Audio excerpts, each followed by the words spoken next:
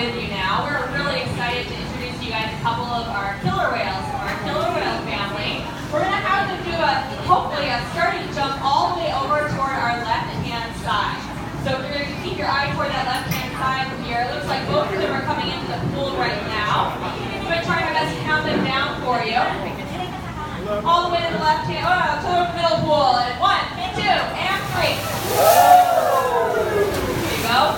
Now this afternoon we get the chance to introduce you guys to our two male killer whales, Trua and Makayo. They were both born right here at Seaworld, Orlando. In fact, Makayo actually just had his 8th birthday on Tuesday. So he just turned 8 years old. We had a big birthday party for him. He's the youngest member of our killer whale family. Also the smallest. Right now he's about 3,400 pounds. There he is jumping around the pool, little Makayo. He lives here with his mom and his older sister, Nalani. Today he's hanging out with Trua. Here's Makayo over on the right-hand side again. There he goes. And then we're hanging out also with Trua, who's going to come over towards the left-hand side in about 3, 2, 1. Hey! Whoa, splash warning for everybody. The killer whales are much larger than the pilot whales. It is not our intention to get you wet at any point, but they do move a lot of water as they're swimming back and forth. In fact, with just a few strokes to their tail, killer whales can actually move hundreds of gallons of water. Makayo's going to show off towards the right-hand side again. You guys can see him. He looks really big, like I said, right around 3,400 pounds.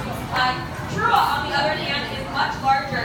He weighs almost 6,000 pounds, and he's going to be having his birthday in November of this year. So in November, he'll be turning 13. We'll have a teenager on our hands. But both of these boys are actually going to get much bigger. We talked about Ace, how he's going to get bigger too. We actually don't have any adult male killer whales at the moment. Trua is the closest one, like I said, about 6,000 pounds. But by the time he's done growing, somewhere around 18 to 20 years old, he'll weigh nearly double that at 12,000 pounds. Which means that Makayo, who like I said is around 3,000 pounds right now, will quadruple in weight by the time he's done growing within the next 10 to 12 years. So both of these boys have a lot of growing left to do. You guys are in for a real treat this afternoon because today you guys get to see what a playtime looks like for the killer whales. A lot of people, when they think of Seaworld, they think of shows, right? But that's a very small portion of our day. Today, for example, we have 2 shows, 12:30 and 5 o'clock. So if you want to see our killer whale shows at 5 o'clock later today, they're going to last about 20 minutes each. So 40 minutes of our day is dedicated to shows, which means that the rest of the day has to be done with something else, which is super cool for us. It means that we get to be really creative and think about what the killer whales might want to do throughout the rest of the day. You can do an exercise session like we did earlier with the pilot whales, where we're basically, again, making sure the animals are nice and healthy, athletic, we work out their cardiovascular system. Same thing as if you went to the gym or maybe you ran around the block. We also do a husbandry session or healthcare, which we talk about in a little bit here. Learning sessions where the animals might be learning something new, whether that's a research behavior that we need, or a healthcare behavior that we need, or maybe a new show behavior. We can also do relationship sessions where we're just interacting with the animals, we're doing something new, or we're learning more about them every day. Relationship is one of the most important things that we work on throughout the day and throughout our careers with these animals, making sure that we understand them better than anybody else in the world, to make sure that we know exactly what Makayo likes to do, exactly what Trua likes to do, and vice versa. We also will do playtime sessions where we're just playing with them with maybe a new toy. This is actually one of the newer toys that we have. Both of them are hanging out with what we call Cheerios, or donuts. We just got these toys actually a few weeks ago, and they decided that these are pretty cool. They like these a lot. We actually have a lot of toys, thousands of combinations of toys to give the animals. If you guys look all the way back towards the back blue wall from where we're sitting, I know it's kind of hard to see, but it's back past Hunter, who's got that big blue ball, back past Joe, way back on that blue wall, you guys see that big toy chest? That's just some of the toys that they have. They have a lot more than that. We also have another toy chest all the way over to our right, which is a little bit harder to see. And toys are actually hidden away that you can't even see from here. So lots of different toys that they can play with. You guys saw our pilot whales earlier today playing with big giant ice blocks. Some of these toys can actually have different types of treats put inside of them as well. So we can put Jello inside of some of them, ice inside of some of them, and fish. So some faces go, what? When I said Jello. It is Jello. It's just not the exact same type of Jello that you and I are used to. It doesn't have any sugar, and it doesn't have any flavor either. But it does have the exact same texture. In fact, we actually don't think that killer whales have the ability to taste at all. They don't actually have any kind of taste buds, and they don't have an olfactory system in their their brain. So the things that make up our sense of taste, killer whales just simply don't have. So we think they actually choose their foods based on what their taste preferences, what their texture preferences are, just like we can have texture preferences too. Let's take a look at Trua over here. I want to teach you guys how to tell these guys apart. Now there is a big size difference, but I also want to show off a couple cool things about Trua in particular. He's the easiest whale to identify because of all of his freckles. If you're on this side, you guys see he has a big freckle in his eye patch that Justin just pointed out for us. If you're on Trua's left-hand side, you can see there's a nice freckle on his lower jaw. He also has a cluster of freckles in the middle of his chest. So he's going to roll over, I think. Thinking about rolling over. That's a killer whale burp, if he's anyone's wondering.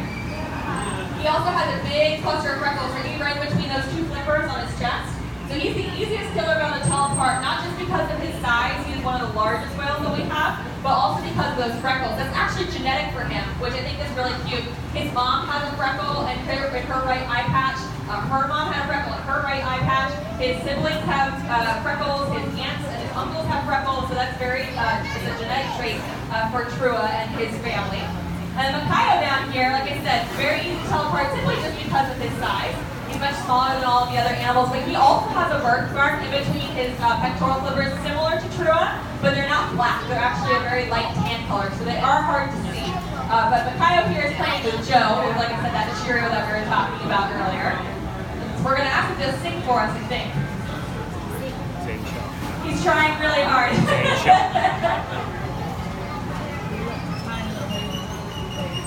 Very nice. You guys heard all those sounds that Makayo was just making down here. We heard Trua make sounds out of his mouth earlier, but there's only one sound that Trua, Makayo, or any other killer whale can make out of their mouth, and that's a burp. They can't make any other type of squeak or flit or whistle out of their mouth. They don't have any vocal cords whatsoever.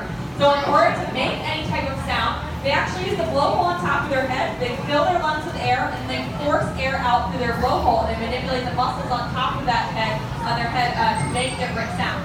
So the clicks, the squeaks, the whistles that you guys hear the killer whales making, all of that comes from that blowhole, which Makayo was showing off down there for you guys.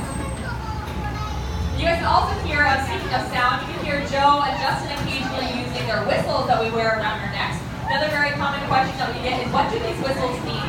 These whistles basically mean good boy or good girl. Every time we blow our whistle, what we're saying is, yes, you're awesome, that's exactly what I asked for. It's our way of kind of praising the animals, if you will. Now the reason we use whistles instead of our voices is because whales and dolphins do have very good hearing, but they don't have the exact same type of hearing that you and I do. So if we say something like good girl, they hear us kind of like Charlie Brown's teacher. So we sound like blah blah when we say something like that. So you and me talking on a microphone, even though it seems really loud to us, it still sounds really muffled to them because their hearing is different. But they hear high pitches very well. So things like this whistle, they can hear whether they're underwater or above water. So every time we're blowing our whistle, what we're saying to them is, yes, you're awesome. Yes, good boy. Way to go. That's super cool.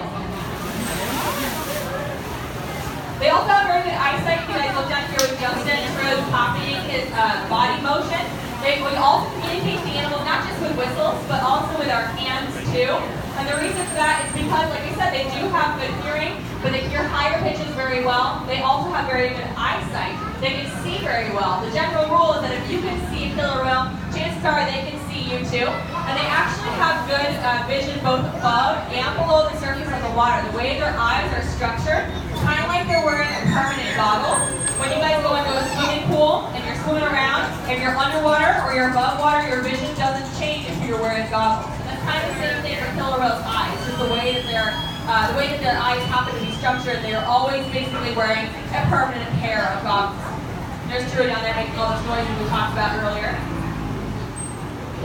Like I said, they all come out of that blowhole, and we call them their voices, even though they don't actually come from vocal cords like our voice does. But what's really cool is that the voices for each individual killer whale is totally different. So Trua's voice sounds different than Makayo's, who sounds different than Katina, who sounds different than Caleb. Now those pectoral flippers that Trua is showing off for you guys, they're growing really big. Killer whales actually go through something called sexual dimorphism, which means that males look very different than females.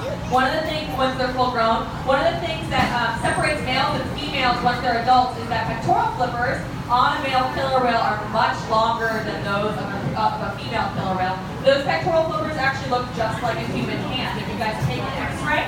You and I have 5 digits on our hand, the 5 bony digits. The same exact structure for the most part is going to be found inside of those pectoral flippers. They're going to be a much bigger, obviously, but they're also not used for grabbing anything. Instead, it's filled up, so they're using their flippers kind of like steering mechanisms instead.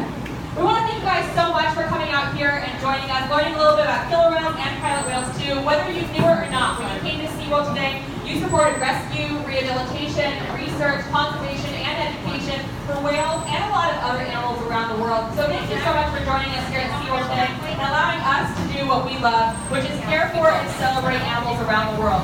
From all of us here at Shamu Stadium, we hope you guys have a whale of the day here at Seaworld. Goodbye, everybody. Ladies and gentlemen.